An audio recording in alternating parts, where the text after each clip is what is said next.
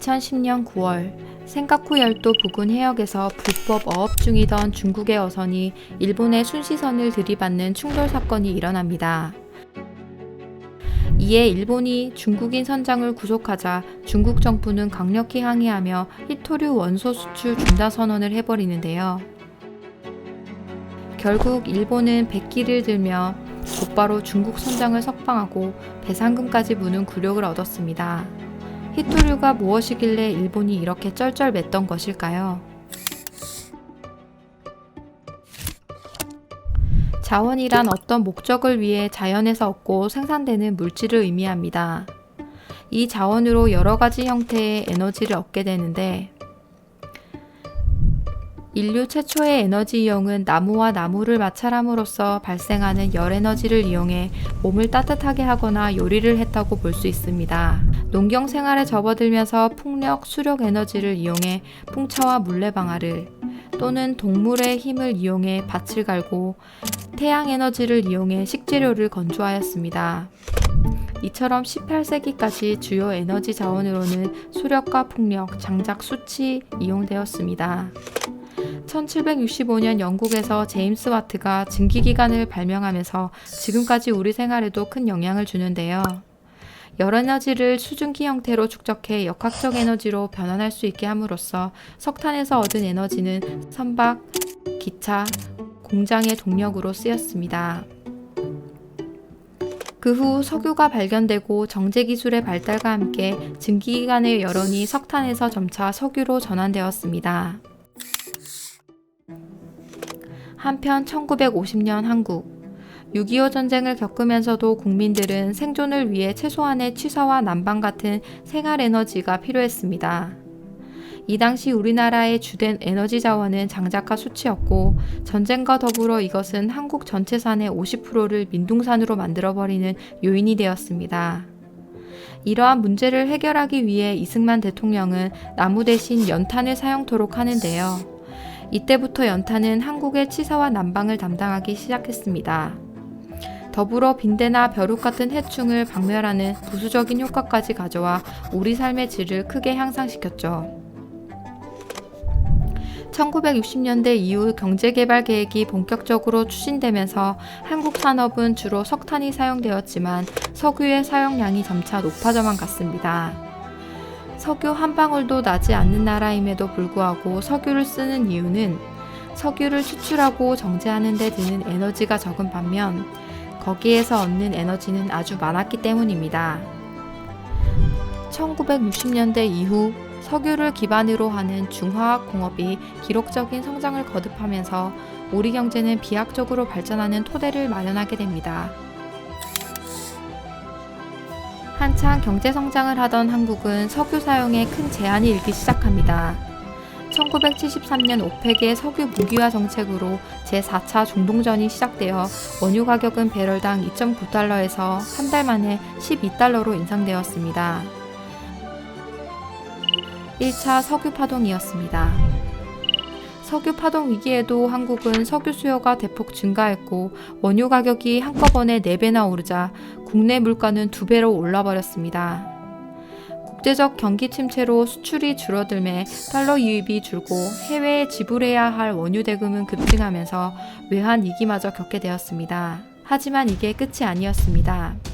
1978년 이라크의 이란 침공으로 2차 석유 파동이 오게 됩니다.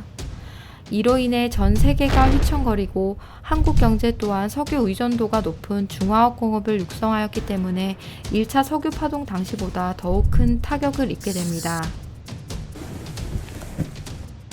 이때 한국 경제가 얼마나 어려웠느냐 하면 1979년 7월자 동아일보에 의하면 한동안 사라졌던 물레방아가 다시 등장하고 어선은 경비를 줄이려 돛을 달고 출항한다는 내용의 기사가 보도되었고 그해 소비자 물가가 18%나 인상되었습니다. 이로 인해 한국은 경제개발에 따른 자원의 수요 증가와 안정적인 수급 필요성이 제기되었습니다. 1987년 말 우리나라는 도시가스로 LNG가 도입되어 천연가스를 각 가정에 보급하게 되므로 국민 생활의 편익과 복리 향상에 기여하게 되었습니다. 도시가스는 가정에서 취사 및 난방, 업무용과 산업용까지 광범위하게 사용되며 운송 연료로서 천연가스 버스, 선박용 연료로도 주목받고 있는 주요한 자원이 되었습니다. 또한 앞으로의 국내 전력 공급원에서도 LNG의 사용은 더 커질 것으로 전망되고 있습니다.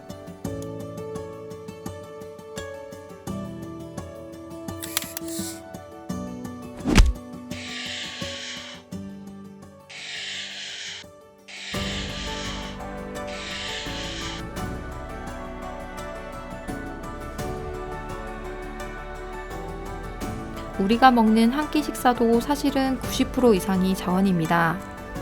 논밭을 가는데도 석유가 들어가고 비료도 농약도 석유입니다. 우리는 지금 자원으로 먹고 살아가고 있는 셈이죠. 자원은 국가의 기반이자 삶 깊숙이 들어와 있는 필수 요소가 되었습니다. 안타깝게도 우리나라는 해외 에너지 의존도 97%로 석유 소비량은 세계 9위, LNG 도입량은 세계 3위를 차지했습니다. 해외 의존도가 높다는 것은 그만큼 해외 자원시장 변동에 취약하다는 것을 의미합니다. 역사는 반복되고 또 현재와 연결되어 있습니다. 석유 파동과 같은 무역 분쟁은 아무도 예측할 수 없습니다. 그렇기에 한국 같은 자원 부족 국가엔 결국 해외 자원 개발은 피할 수 없는 숙명과도 같죠. 한국의 산업 구조는 도미노 같아서 원료가 수입되지 않으면 모두가 무너지는 구조를 가지고 있습니다. 따라서 수입에만 의존하게 되면 모든 계란을 한 바구니에 담는 것과 같은 결과를 가져오게 되고 그 파장은 위에서부터 아래로 고스란히 우리에게 전달될 것은 예상 가능한 일입니다. 일각에서는 이제 여건이 바뀌어 석유가스 자원 개발에 크게 신경 쓰지 않아도 되는 시대가 왔다고 말합니다.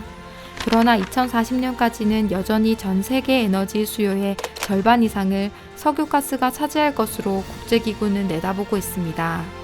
또한 신종 코로나19 사태가 지나면 개발도상국을 중심으로 에너지 수요가 꾸준히 증가할 것이어서 오히려 단기적으로는 사용량이 더 늘어나게 될 것입니다. 해외 자원 개발을 통한 최소한의 자원 확보는 자원을 안정적으로 공급해 각종 산업 발전의 기반을 만들고 직접 개발할 경우 좀 더 저렴한 값에 원료를 확보할 수 있습니다. 자원의 분포는 불균형적이며 편제적이라 모든 나라가 원하는 자원을 충족할 수 없기 때문에 이미 세계 각국에서는 자국에 필요한 자원을 위해 투자를 아끼지 않고 있는데요. 자원이 없는 나라는 미래도 없기 때문이죠. 결국 총칼 없는 전쟁에서 우리를 지키는 방법은 해외 자원을 개발하는 것입니다.